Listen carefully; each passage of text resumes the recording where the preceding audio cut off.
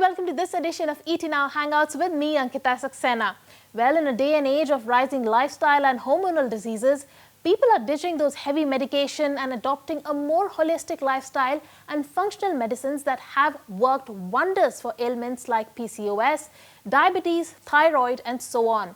And today we aim to address the rise in lifestyle diseases amongst young women and men, and how can that be cured through functional medicine.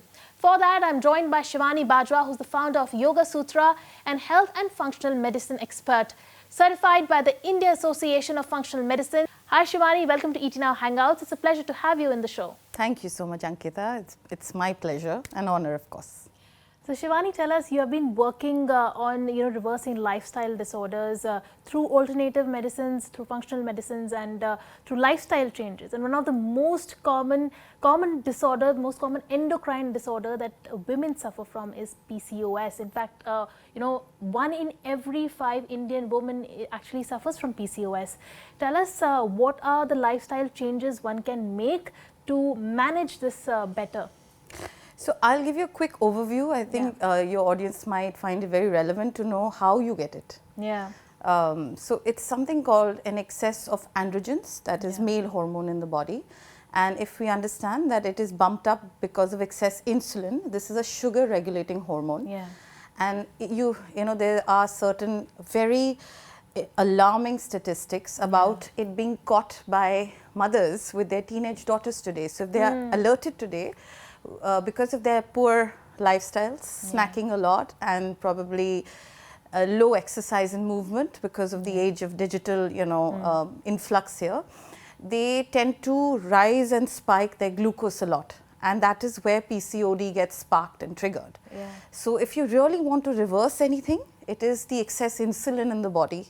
And the lifestyle starts young, because the teenage girls are affected the most early, and unfortunately the only resolution they have, and your audience will agree, is that they are given birth control pills to manage it, right? That's the most common solution, unfortunately. Very unfortunate, because A, we don't need it, and B, there are too many side effects. So instead, the relevant changes to make are actually around the way we're living our life, even for women who, maybe they find out in their 30s about it, and they get it because of insulin resistance, which is again, how do we manage and balance blood sugars? Right. The best way, of course, is food, and the best and the easiest tip I'll give you, which can change your life within, say, 3 weeks, is that you lower your high glycemic carbs, which is your roti, rice, pastas, and switch it with low glycemic index carbs, and reduce that portion and increase the other fats, vegetables or fiber and protein on the plate.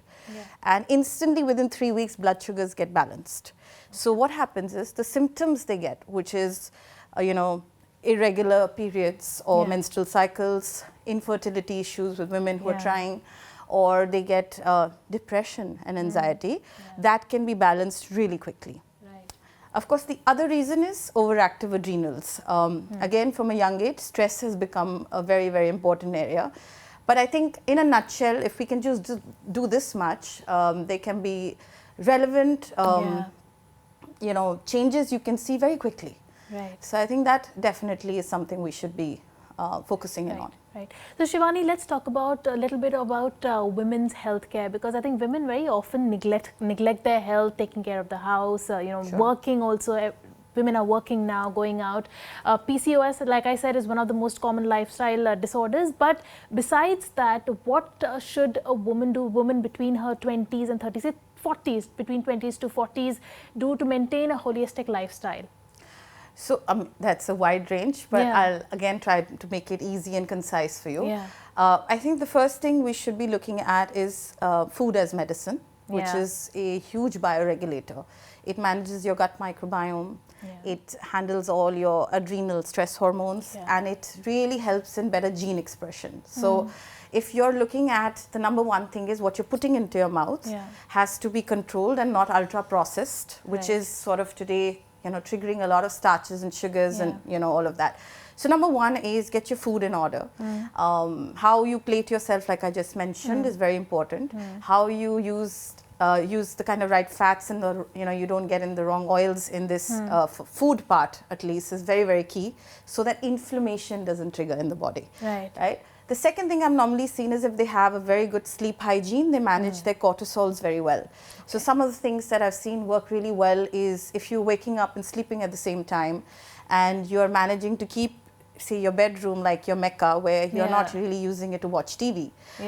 Keeping your electromagnetic waves out, keeping your digital, screen time less. These things, of course, lower cortisol and increase something called melatonin in the body. So when they regulate this, they have much better mental, emotional well-being and resilience. The third thing I would normally say is try to build a community around you. You know, how you see self-care has become negative talk, very judgmental for yourself. How you look at your own passion and how you look at a growth mindset, which is something about how you really turn your trauma patterns into, finding a passion. So I think definitely building a community. Along with all of this, we can never miss our exercise, which really regulates, all your happy hormones. So get in your, strength training, 30 minutes, 3 times, get your protein, in order with it. Get yoga into your life because it, brings grounding, stability. So what we're really getting at is an entire bit of a regimen, but easy, and it involves help. I think women tend to also bottle up a lot.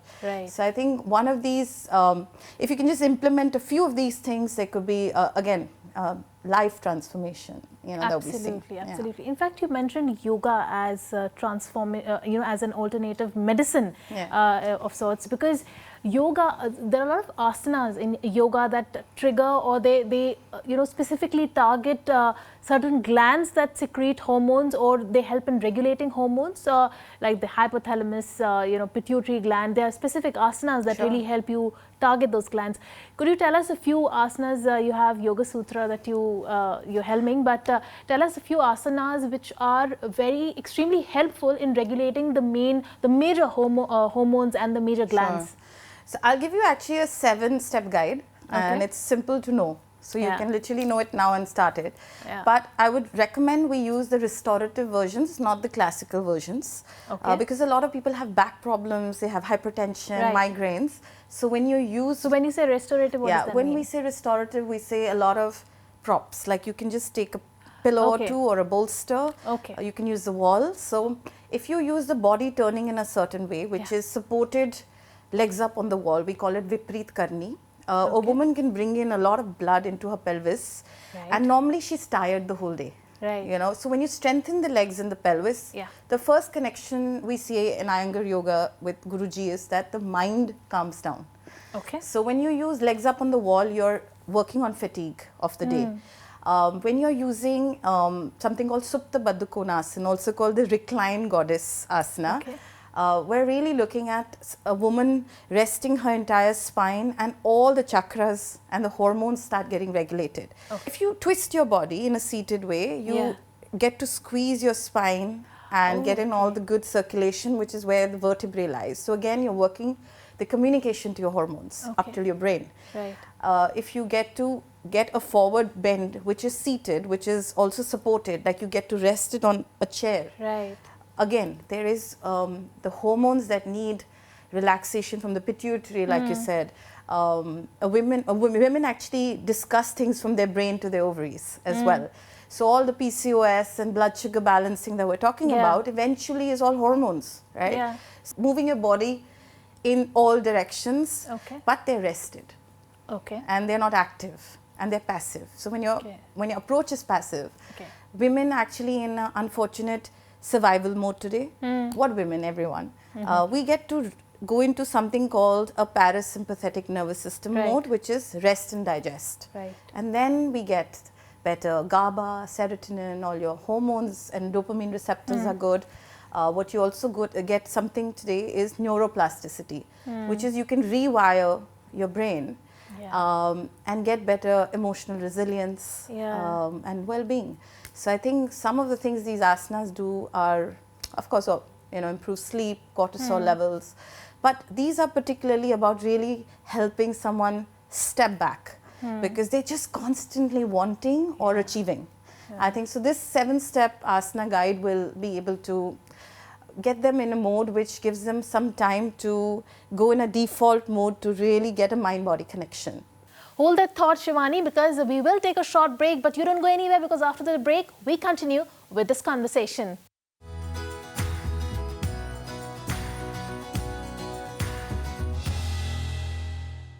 Shivani, the other disease, or the lifestyle disease that can be managed with lifestyle changes and functional medicine is diabetes. India is the diabetes capital of the world. In fact, there are 100 million people who are diabetic in India and 103 odd million who are pre-diabetic according to ICMR data. It's an alarming data there, right?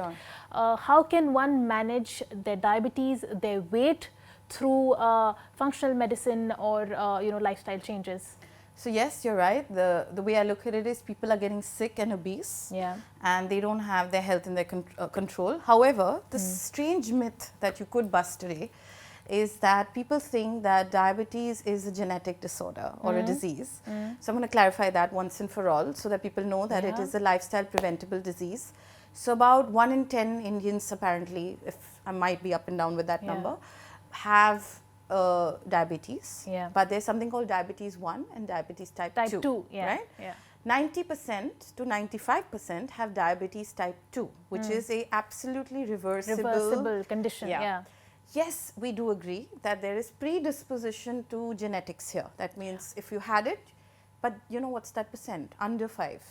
And that normally is only sparked because of environmental and lifestyle conditions. Correct. And we can actually nab it at the right time, because what normally people are going through, normally I'm saying with an exception of 2% or so, is that they go through diabetes 2 and then 1, which is where you're managing to need more insulin to manage your constant eating, snacking, ultra foods, poor lifestyle.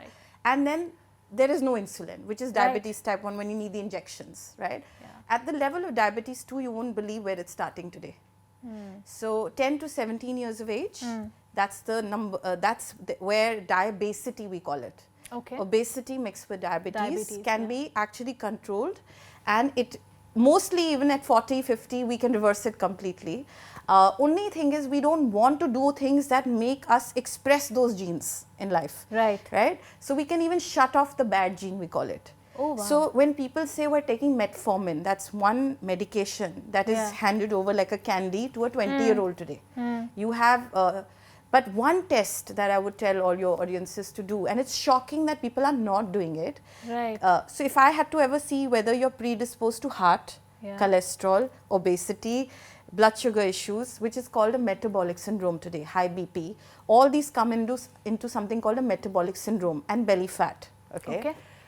You do one test which is not being done. It's called fasting insulin. And it's not fasting glucose, guys. So when people do fasting glucose, 90 aaya hai, 90, I'm good. I'm safe. They even may do something called HbA1c today. That's become the new trend. I'm doing my HbA1c. Unfortunately, they don't know that it has to be looked at under the lens of fasting insulin as well. That is the hormone that is going to give you one sign whether you're in trouble or not. So if you're above 8, I would say not even 6, 8, start working on your blood sugars, do all the things, otherwise you'll get PCOS also. That's also insulin resistance. So you see that if the metabolic syndrome is triggered, now we're calling it diabetes, it's genetic, I need medication for life. Absolutely not. Absolutely not. Only in very, very serious cases we're saying the dependence is there. So like I said, exceptions are always there, but primarily no. Primarily it's a lifestyle preventable disease, and we can prevent it for everybody, and we can reverse it for everybody. And so if you want to do that, you do the fasting insulin, and you see that you can also find out ahead of time, and you won't enter diabetes 1 as well. Also, you should be looking at the wear and tear of the gut that's happening along with it. When you have so much sugar in your blood, when you're, say, sleeping, so women normally tell me, I have stubborn weight. It doesn't go. What is it? So I'm like, okay. The problem is that when your blood sugars rises, the hormone cortisol rises with it, the stress hormone. And the one thing that it does is doesn't let you burn fat. So you may work out in the gym for 1 hour, but your habits around everything else are poor. Your sleep, stress, food. Yeah. Your sugar actually tears into your gut, the thin lining, and it leaks. Okay, so people get infection, mold, recurring bloating, constipation, diarrhea. It's called a leaky gut. Okay. Permeable sort of way that the intestine cannot manage now, and it is now getting these very easily, even because of environmental factors and toxins, and even in our food. And women are using a lot of hair dyes or Botoxes. Yeah. What are those? These are chemicals going into the body, and they are creating holes in your gut. Oh. Right? Gut linings, right? Yeah. So if we take care of blood sugar, we should also repair the gut lining, and we do that very well at functional medicine. How to do it? We also look at autoimmunity because of that today. So Hashimoto's and thyroid, people get a lot of arthritic pains early today. Joint inflammations, psoriasis, eczemas. What is that? That is basically something where the gut is leaking and your immune response has become poor. It's an autoimmune trigger in the body. So that is as deep as we can go with functional medicine. And what are we evaluating? We are evaluating your environment, lifestyle, and how you're managing it, because that's the one thing in the last 100 years that has created all disease. So genetics plays a very small role compared to that, you know. Yeah, the expression of it can also be stopped. Absolutely. A lot of the problems, the causes and the cure starts with your gut health, right? How can one ensure a good gut health? Firstly, by picking up certain symptoms, if they're not good. And what would those symptoms be? Say, if I ask someone normally, are you craving a lot of sugar the whole day? Or are you waking up lethargic? Or are you feeling tired very often or fatigued a lot? Or do you need caffeine very easily? Please don't judge me on my last caffeine sip. No worries. But yeah, when you have a pick-me-up, which is too often with the caffeine, then we are very sure that the gut seems to either have mold, yeast, fungus. Very clear. So we call it at the stage where we need to now investigate whether that has become really bad bacterial infection, and then we are given antibiotics. You know, so antibiotics put you back in the holes in the gut lining or take away the good bacteria while with the bad, right? So again, the use of medication has to be reevaluated as a SOS. So we're not against allopathy, but too early on, I would say limit your use of antibiotics in these meds to the least, because they do affect your gut. So once we get this information, we start checking. Is your liver fatty? Are your blood sugars imbalanced? Did you manage to shrink your thyroid on the way? So we take care of each and everything. And while we're doing that, like I said, we start looking at improving the way you look at food, sleep, stress, include fasting, a little intermittent fasting on the way. We check for infections, clean up toxins, molds. But for people, I would say just simply start with managing the adrenal stress in the day and the blood sugars. It's as simple if one doesn't want to get too detailed, you know. So these two things definitely can shine the light, and the people can feel motivated in no time, and they should feel really good with it. So you mentioned two things. One is you have to manage your blood sugars and your stress. So we've spoken about blood sugar already. Let's talk about stress. The big S, stress. How do you manage stress? I think if you stop looking at it as a discussion and do it like we brush our teeth, like if you make it mechanical, we call it the cortisol training internally with the team. At a very subconscious level, maybe? Yeah. And when we put it to action, what we call it is literally spending 15 minutes in the prime time of your morning. The first 20 minutes when you wake up, cortisol is at its best. So if you work it like a muscle, you know, like, you know how we go to the gym and we have to work on it. Same way you work cortisol like a muscle, like you have to work on it. The first 20 minutes, if you can get yourself to either having a relaxation sort of 5 minutes, which is like either doing an asana I mentioned, breathing, or we have something where we pump the blood up to the brain, which is actually doing a little squats, sit-ups, and managing a breathing session after that. So literally you need up to 5 minutes or 7 minutes. Then you train the cortisol to give you energy the whole day. But in the end of the day, people don't know how to wind down. So they probably go for alcohol, or they watch it, to unwind, watch Netflix. So the unwinding should be keep away the digital, and for those 15 minutes at night, I personally like a hot bath. I like Epsom salts. Magnesium works brilliantly for me. I like writing my worries for the next day. You can journal. Some people do that. Yeah. I genuinely like actually putting my legs up to relax them. My mind calms down. So there's an asana always. Sometimes people believe in genuinely, this is also part of your sleep hygiene being good at night. Yeah. So the cortisol needs to go down now. So if it's going up in the day, you have to take it down in the evening, and this is part of your circadian rhythm. There would be deep sleep, delta wave sleep we call it, which is without waking up at 3 a.m., which a lot of people do. They wake up because the cortisol rises. It's called the cortisol syndrome. And normally because people are eating dinners too close to their sleep. So blood sugars rise, cortisol rises in the middle of the night. So I would say stress can be managed with a little different perspective today, like that. Yeah. Right. But Shivani, thank you so much. That was a very insightful conversation, and thank you so much for taking the time out and joining us and giving so much of insight into functional medicine and healthcare.